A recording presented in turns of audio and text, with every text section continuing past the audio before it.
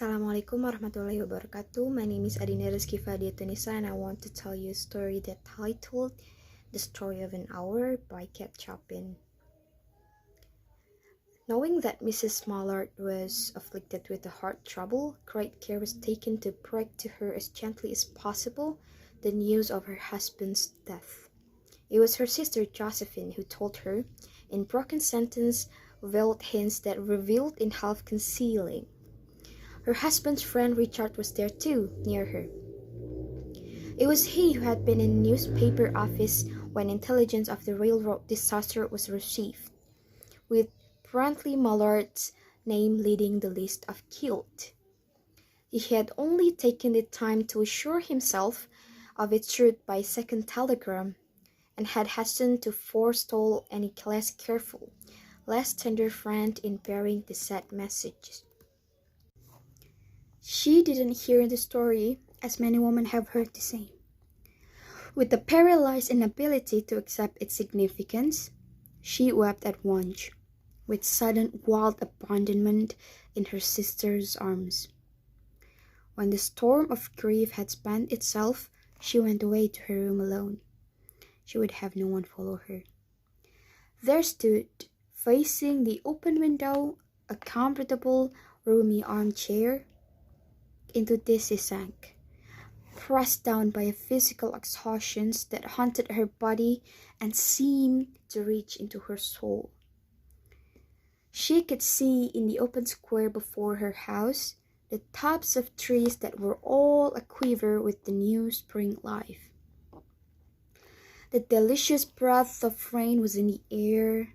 In the street below, a peddler was crying his wares. The notes of a distant song which someone was singing reached her faintly, and countless sparrows were twittering in the eaves. There were patches of blue sky showing here and there through the clouds that had met and piled one above the other in the west, facing her window.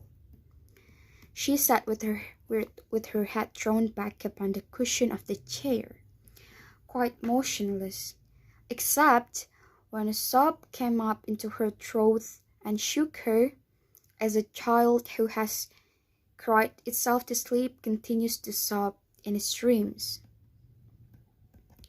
She was young, with a fair, calm face whose lines bespoke repression and even a certain strength.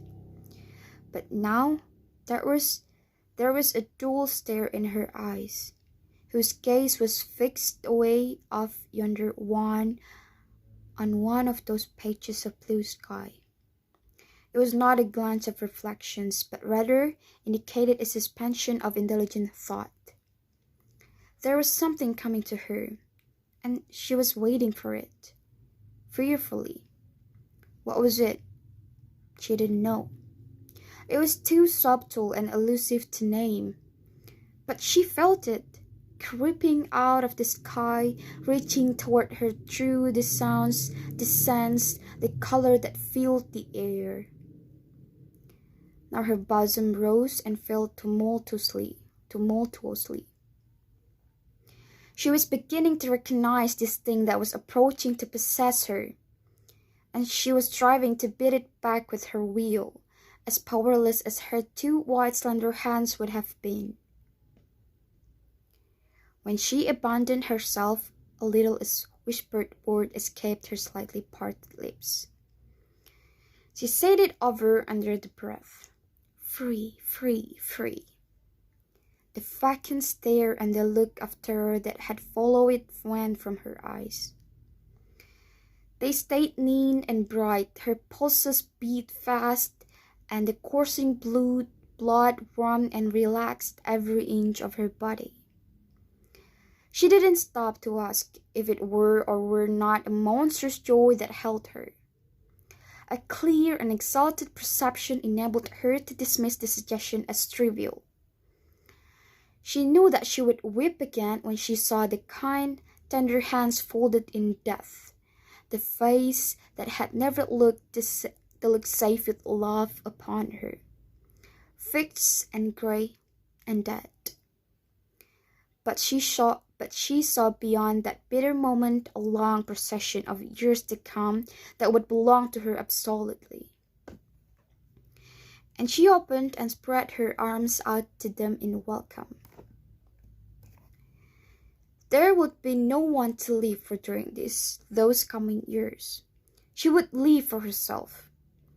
There would be no powerful will bending hers in that blind persistence with which man and woman believe they have a right to impose a private will upon a fellow creature. A kind intention or a cruel intention made the act seem no less a crime as she looked upon in that brief moment of illumination. And yet she had loved him sometimes, often she had not. What did it matter?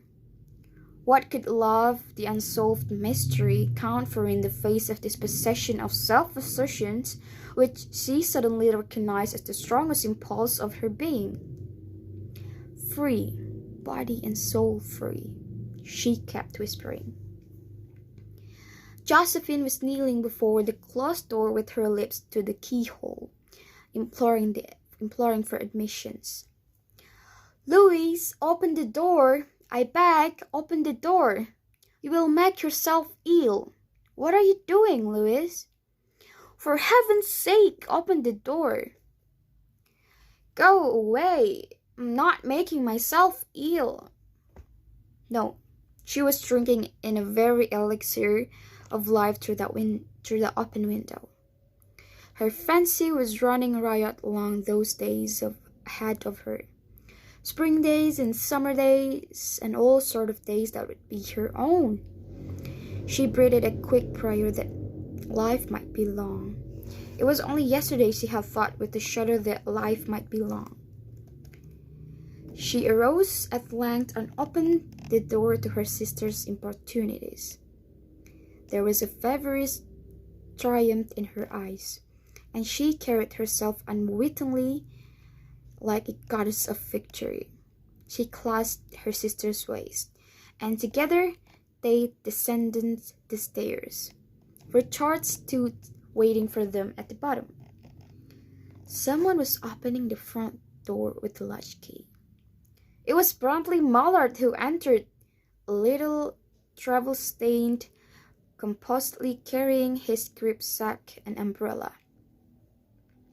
He had been far from the scene of the accident and didn't even know there had been one. He stood amazed at Josephine's piercing cry, at Richard's quick motion to screen him from the view of his wife. When doctors came, they said she had died of heart disease, of the joy that kills. I think that's all for me. Thank you so much for your attentions. I hope you enjoy that. Assalamualaikum warahmatullahi wabarakatuh.